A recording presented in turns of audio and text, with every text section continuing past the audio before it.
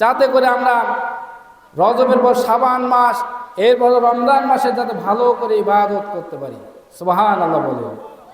রজব শাবানে বরকত দাও, রমজান মাসে গুনাহ ঝরাও। রজব শাবানে বরকত দাও, রমজান মাসে গুনাহ ঝরাও। সপ্তাহ জুড়ে তুমি বরকত দাও, জুম্মার দিনে গুনাহ ঝরাও। রজব শাবানে বরকত দাও, রমজান মাসে গুনাহ ঝরাও। লিল্লাহে তাকবীর, লিল্লাহে তাকবীর। দ্বিতীয় বক্তার আগমন, শুভেচ্ছা স্বাগত। দ্বিতীয় বক্তার আগমন। আমার ভাইয়েরা, কথা ইতি টানবো, আর একটা কথা না বলি নয়। সমাজ পরিবর্তন করার জন্য আমাদেরকে দৈনন্দিন কোরআন হাদিস পড়তে হবে, জানতে হবে। মদ সম্পর্কে আমি একটা আয়াত তেলাওয়াত করব। বিসমিল্লাহির রহমানির রহিম। ইয়া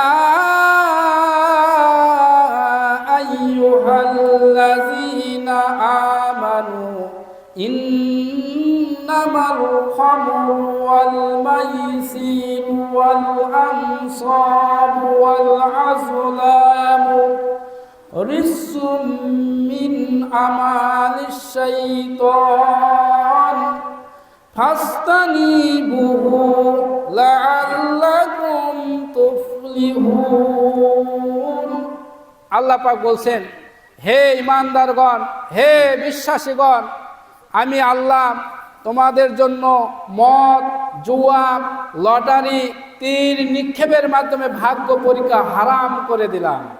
কি কি হারাম করলো?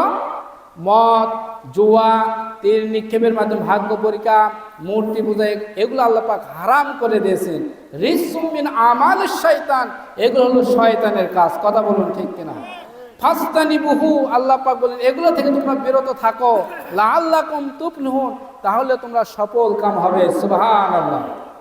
তাহলে আমাদের সমাজে মদ, জুয়া, ইয়াবা, মদ এগুলো আছে না নাই? এগুলো সম্পর্কে প্রতিবাদ করা দরকার, যাতে যুবক যুবতী ভালো হয়। কথা বলুন ঠিক কিনা?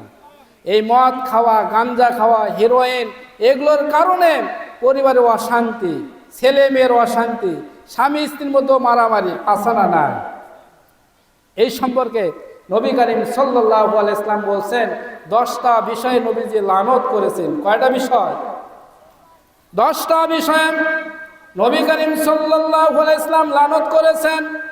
যে পণ্য বের করে প্রস্তুতকারক, পানকারী, যে পান করায়, আমদানিকারী, যার জন্য আমদানি করা হয়, বিক্রেতা, ক্রেতা, সরবরাহকারী, লভ্য অংশ ভক্ষণকারী, এই 10 শ্রেণীর ব্যক্তির প্রতি আমার নবীজি লানত করে দিয়েছেন। কথা বলুন ঠিক কিনা?